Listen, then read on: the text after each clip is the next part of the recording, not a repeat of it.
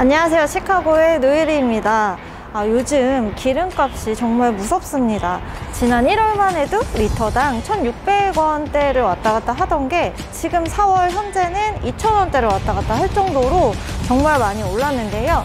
그래서인지 전기차나 하이브리드 같이 좀 유지비가 저렴한 그런 모델들로 한번 갈아타 볼까, 이런 고민을 하시는 분들이 굉장히 많으세요. 그래서 저희가 이 모델을 한번 준비를 해 봤습니다.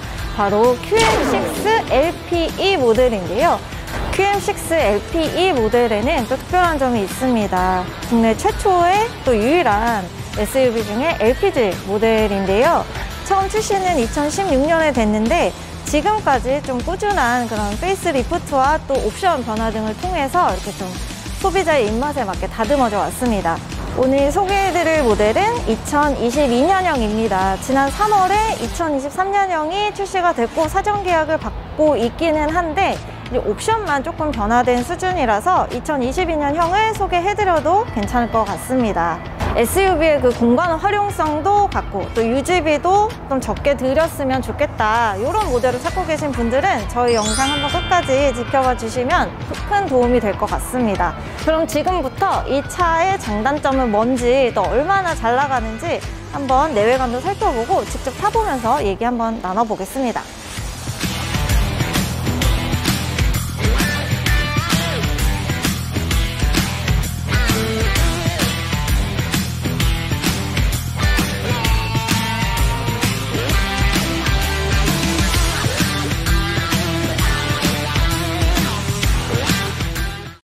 전면부 먼저 살펴보겠습니다. 첫 느낌은 약간 동글동글하다, 이런 느낌을 가장 먼저 받을 수가 있고요. 굉장히 곡선 형태로 되어 있다. 하지만 크기가 작아 보이지는 않습니다. 다른 차종처럼 뭔가 직각 형태고 각이 져 있어야만이 차가 좀 커 보이거나 이렇게 웅장해 보인다, 이런 또 선입견을 깨주는 그런 디자인이라고 보이는데요. 그릴을 살펴보겠습니다. 엔진룸의 그 열을 바깥으로 빼주기 위해서 이렇게 그릴에 구멍이 나 있는 이런 역할을 하는데요. 이 그릴 위에는 크롬 소재의 퀀텀 윙 디자인의 이렇게 라인이 날개 형태로 들어가 있습니다. 이 디자인은 르노에서 굉장히 밀고 있는 디자인이고 앞으로 출시되는 차량에도 전면부의 모델로 좀 세울 가능성이 크다고 보시면 되고, 이 가운데에는 태풍 형태의 그 엠블럼이 이렇게 크게 들어가 있는데요. 이 차가 출시되고 나서 그 사이에 르노 삼성 자동차에서 르노 코리아 자동차로 좀 사명이 변경이 됐습니다. 하지만 이 엠블럼은 바뀌지 않을 예정이고요. 그리고 이 퀀텀 윙 그 디자인의 라인에서 이렇게 일체형으로 일체감을 살려주는 이 풀 LED 헤드램프도 이렇게 좀 포인트로 볼 수가 있겠습니다. 엔진룸도 한번 열어보겠습니다.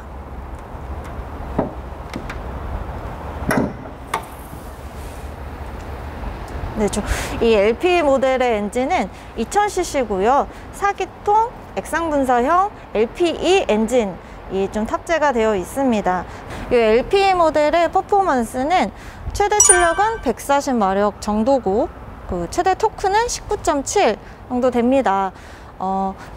동급의 가솔린 모델과 크게 차이가 없는 그런 퍼포먼스를 보여줘서 아주 큰 힘은 아니지만 도심 주행이나 고속도로 주행을 할 때는 크게 불편한 점은 없을 것으로 보입니다. 이 차의 길이는 4,765 정도 되고요. 높이는 1,670mm입니다. 차체가 그렇게 작거나 크지는 않아요. 좀 중간 사이즈입니다. 중형 SUV에 비해서는. 처음에 출시됐을 때는 소렌토나 그 산타페에 대항마로 나올 정도로 이제 크기가 비등비등했는데 이제 6년 이렇게 7년 지나면서 요 차체는 변함이 없는데 이제 소렌토나 그 중형 SUV들이 좀 차체가 커졌어요. 그래서 QM6 모델은 조금은 차체는 중형보다는 조금 작게 그렇게 느껴지실 수도 있을 것 같습니다. 이 앞 핸더 부분에 크롬 형태의 라인이 이렇게 들어가 있어요. 그래서 굉장히 고급스럽고 좀 앞부분이 길어 보이게끔 그런 디자인이고요. 이 같은 느낌으로 알루미늄 소재의 루프렉도 들어가 있어서 좀 더 고급감을 살렸습니다. 이 양쪽 사이드 미러에는 메모리 기능이 탑재가 되어 있습니다. 그래서 후진을 할 때나 이렇게 수동으로 이제 거울을 조절하지 않아도 알아서 이렇게 밑을 비춰줘서 좀 운전자가 좀 편안히 운전을 할 수 있도록 도와주고요.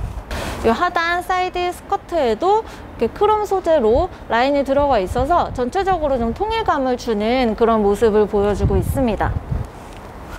타이어는 18인치입니다. 그리고 이렇게 블랙과 이렇게 실버 투톤 형태로 되어 있고요.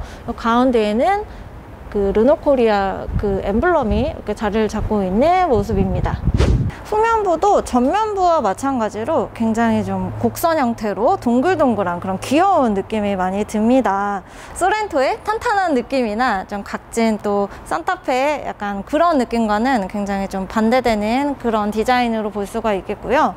전면부와 마찬가지로 좀 넓어 보이는 테일램프의 모습도 조금 눈에 띄고, 이 머플러 부분에도 이렇게 크롬으로 이렇게 크롬 라인으로 이렇게 둘러싼 그런 모습입니다. 이 테일램프 부분에는 다이나믹 턴 시그널이 적용이 되어 있습니다. 좀 수입차 중에서 고가 라인에 좀 적용이 됐었던 그런 기능인데 여기에는 또 적용이 됐네요. 이제 테일램프를 딱 방향 지시등을 켜면 이렇게 순서대로 불이 들어와서 내가 어디로 갈 건다 라는 그런 방향도 좀 더 정확하게 지시를 해줄 수도 있고, 굉장히 키면 뒤에서 보면 굉장히 예뻐요. 그래서 좀 선호하는 그런 또 기능이기도 합니다. 트렁크도 한번 열어보겠습니다. 트렁크도 전동형으로 적용이 되어 있습니다. LPG 차량인데도 굉장히 트렁크 공간이 뭐 가스통이 보인다든지 뭐 좁지가 않아요. 스페어 타이어 그 자리에 도넛 탱크가 들어가 있습니다. 이 하단에 위치를 해 있는데, 그렇기 때문에 공간 활용에 큰 문제가 없습니다. 그래서 이 트렁크의 공간은 562리터 정도가 적재 공간이 나오고, 그냥 보기에도 일반 SUV 차량과 크게 다르지 않은 그런 트렁크 형태의 모습을 보이고요. 여기를 이렇게 당기면 2열도 폴더가 자동으로 가능합니다. 이렇게 당기면 2열 폴더도 시트가 자동으로 폴딩이 됩니다. 그래서 아주 180도로 일자로 꺾이지는 않지만 여기까지 활용을 하면 2000리터 넘는 그런 적재 공간이 나와요. 그래서 공간 활용도 굉장히 좋을 걸로 보입니다. 이 안에 들어있기 때문에 좀 단차가 발생하기는 합니다. 또 안에도 좀 소음과 이런 거를 방지하기 위해서 플로팅 공법으로 조금 띄워놨어요. 그래서 그 공간은 좀 차지를 하는 부분이 있고, 아예 보일 수는 없게 이렇게 좀 막아놨습니다. 안전상의 문제로 보이는데, 네, 그래서 볼 수는 없지만 그 위에 이렇게 안전하게 물건을 적재할 수 있겠다, 이렇게 보이네요. 네, 지금 2열에도 한번 탑승을 해봤습니다. SUV답게 굉장히 2열도 편하네요. 딱 앉았을 때 크게 불편하다라는 점을 못 느끼겠고, 레그룸도 넓어요. 여기 앞에 좀 조수석이 당겨져 있기는 한데 제 주먹이 3개까지 들어갈 정도로 굉장히 넓은 그런 모습이고, 전고가 높은 만큼 또 헤드룸도 충분합니다. 그래서 성인 남자들이 앉았을 때도 굉장히 편안하게 앉아서 갈 수 있겠다, 이런 생각이 들고요. 가운데에 암레스트가 이렇게 컵홀더가 이렇게 안에 내장되어 있는 암레스트가 있어요. 그래서 커피나 음료수 이렇게 넣을 수도 있고 휴대전화를 넣을 수도 있을 것 같습니다. 그리고 이 앞에는 버튼이 있는데요. 이게 열선 시트를 이제 담당을 하는 버튼입니다. 물리 버튼인데 특이합니다. 여기 암레스트에 이렇게 숨겨져 있는 거는 굉장히 왜 이렇게 디자인을 했을까 하는 의문점이 조금 들기는 합니다. 잘 보이게 이쪽에 배치를 했으면 더 좀 편하게 또 2열 탑승자들이 사용할 수 있지 않을까, 이런 생각은 드네요. 그리고 요즘 요 센터 터널이 굉장히 높은 차가 많아서 가운데에 탈 수 없을 정도다, 이런 의견이 많은데 이 QM6는 가운데 센터 터널이 굉장히 얕습니다. 그래서 가운데에 앉은 사람도 편안하게 앉을 수 있겠다, 그런 생각이 듭니다.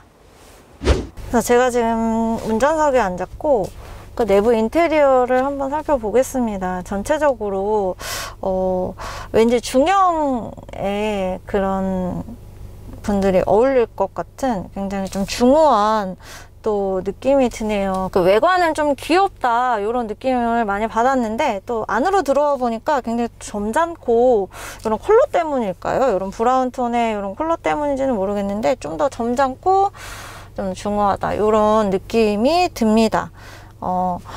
운전석에 앉았을 때 아까 제가 헤드 부분을 조정을 해 놨는데 굉장히 편하네요. 뭐 그렇게 푹신하지는 않은데 좀 앉았을 때 좀 뭐 푹신하지는 않지만 어쨌든 좀 운전하기에는 좀 방해하지 않을 정도로 편안한 그런 착자감이 느껴지고요. 핸들 사이로 클러스터가 보여요. 이게 디지털 클러스터인데 요즘 나온 차들에 비해서는 조금 아날로그틱한 그런 또 내부 디자인이네요. 네, 여기에는 뭐 주행 가는 거리가 또 이렇게 나온다는 게 좀 굉장히 특이합니다. 얼마나 LPG가 차 있다, 가스가 차 있다, 이런 거는 되어 있지만 주행 가는 거리를 보여주는 차는 그렇게 흔치는 않습니다. 그래서 좀 눈에 띄는 그런 모습이고요. 그리고 디지털 클러스터 옆에는 이렇게 세로 형태의 인포테인먼트 시스템이 이렇게 자리를 잡고 있습니다. 내비게이션이 들어가 있는 8.7인치의 사이즈고요. 굉장히 약간 핸드폰 액정 화면과 같은 그런 좀 정감 가는 디자인으로 좀 보입니다. 스피커는 보스가 들어가 있다고 하는데 이 LP 모델에는 그냥 일반 스피커가 들어가 있습니다. 그거는 조금 아쉽네요. 이 내부 디자인 자체가 이 차의 타깃이 20, 30대들 좀 젊은 층보다는 40, 50대 뭐 중년이라든지, 그래서인지 이런 뭐 내부 기능들이라든지 좀 버튼들이라든지 좀 직관적이고 좀 더 쉽게 되어 있어요. 그 부분은 굉장히 장점 같습니다. 자, 이제 본격적인 주행을 시작을 한번 해보겠습니다. 이게 LPG 모델이다 보니 아무래도 가솔린이나 디젤보다는 조금은 조용합니다. 네, 그래서 그런 장점이 좀 있다, 이런 거를 느낄 수가 있고요. 지금 한 80km 정도로 달리고 있는데 뭐 바깥에서 들리는 바람 소리라든지 뭐 약간 뭐 노면 위에 뭐 떨림이라든지 그런 거는 크게 지금까지는 느껴지지 않는 것 같습니다. 최대 출력이 140까지 나옵니다.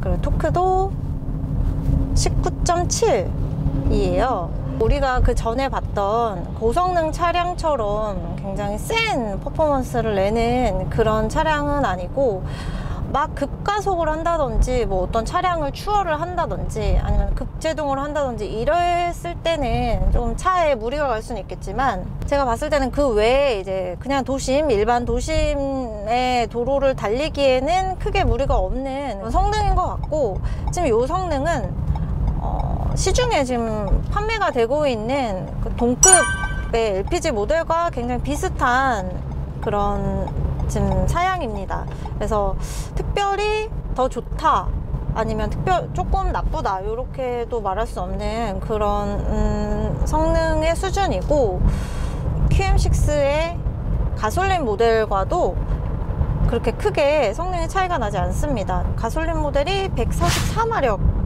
4 정도밖에 차이가 나지 않기 때문에 힘에서는 크게 LPG 모델의 힘이 조금 딸린다 이런 얘기들이 있는데, 그것과는 다르게 굉장히 준수한 그런 퍼포먼스를 보이고 있습니다.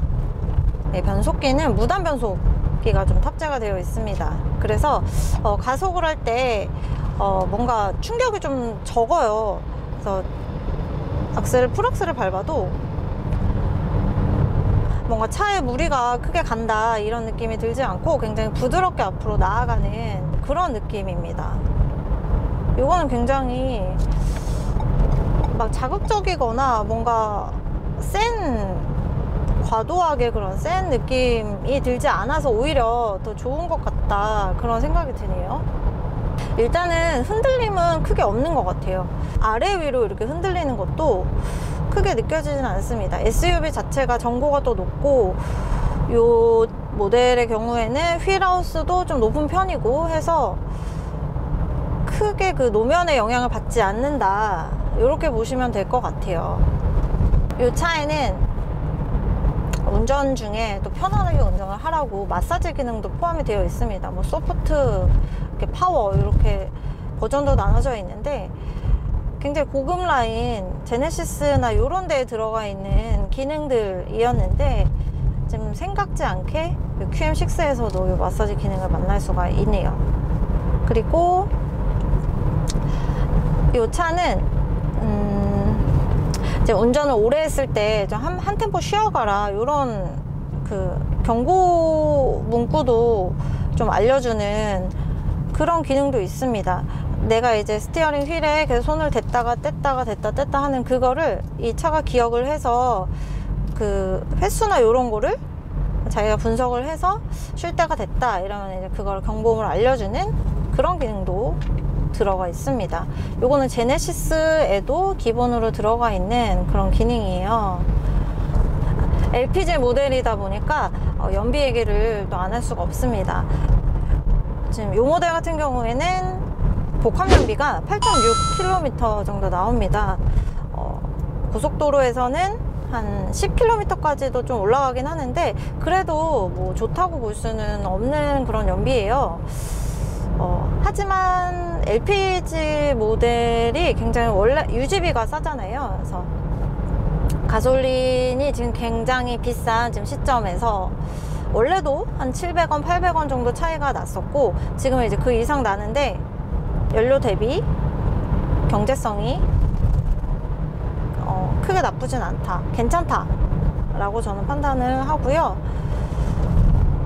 그리고 뭐 가솔린 모델에 비해서도 한 300만원 정도 저렴한 편이에요. 그래서 그런 거를 따져보면 유지비가 나쁘지 않다, 이렇게 보실 수가 있겠습니다. 그럼에도 LPG 모델은 조금 꺼려진다, 이렇게 고민을 하시는 분들이 또 계실 수도 있습니다. 그 이유가 이제 좀 힘이 딸린다, 그런 선입견도 있으시고, 또 온도가 낮았을 때 잘 안 나간다, 이런 좀 겨울에 좀 약하다, 이런 편견 때문인데, 이 얘기를 하자면 또 2005년 이전으로 좀 거슬러 올라갈 필요가 있습니다. 2005년에는 이 LPG 엔진 자체에 그 기화기를 통해서 액화가스를 기화를 시키는 거예요. 그래서 공기와 혼합을 해서 그 상태로 엔진에 이제 보냅니다. 그런 과정이 있기 때문에 뭐 겨울이나 좀 공기가 좀 온도가 낮은 그런 때는 뭐 잘 섞이지 않고 기화가 잘 안 될 수도 있잖아요.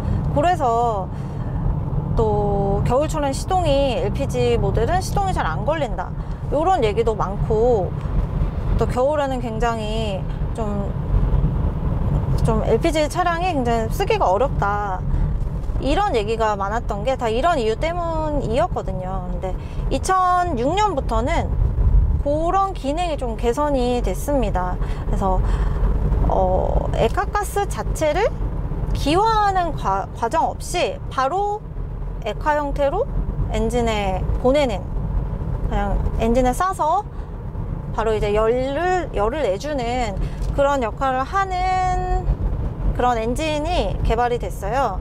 LPLI 엔진이라는 건데, 그게 요 QM6 LPE에도 탑재가 되어 있습니다. 그래서 뭐 겨울에 시동이 안 걸린다거나 아니면 좀 힘이 딸린다, 이런 거는 걱정을 안 하셔도 될 것 같습니다. 그러면 연비하고 출력 면에서도 좀 개선이 많이 됐겠네요.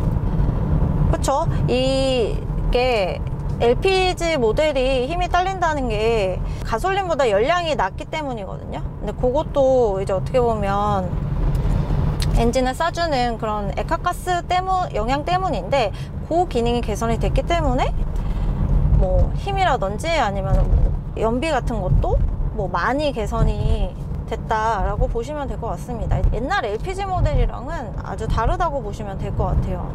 저희가 타고 있는 트림은 RE 시그니처 트림입니다. 가격은 3,029만 원이고요.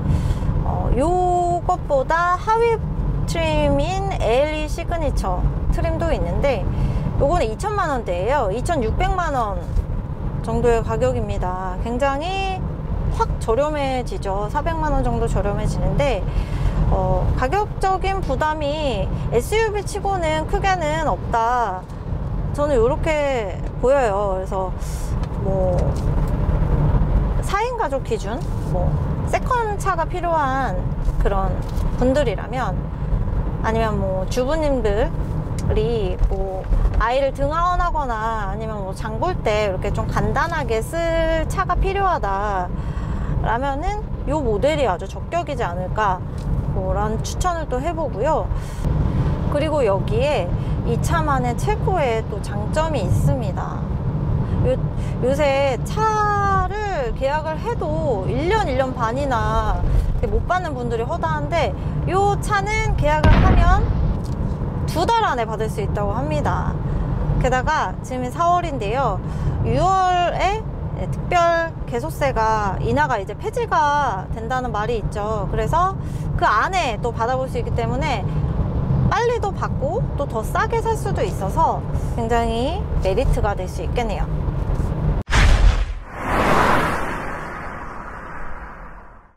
자, 지금까지 QM6 LPE 주행부터 또 내외관 어땠는지 한번 샅샅이 같이 좀 파헤쳐 봤는데요. 전기차로 넘어가려는 그런 분들이 요새 많은데 아직까지는 전기차 인프라가 좀 부족하다라고 느껴지시는 분들에게는 좀 더더욱 또 LPG 이 모델이 또 적합하지 않나 하는 생각이 듭니다. 오늘 시승은 여기까지고요. 다음에는 더 좋은 차로 여러분들께 찾아오겠습니다. 지금까지 저는 시카고의 노엘이었습니다.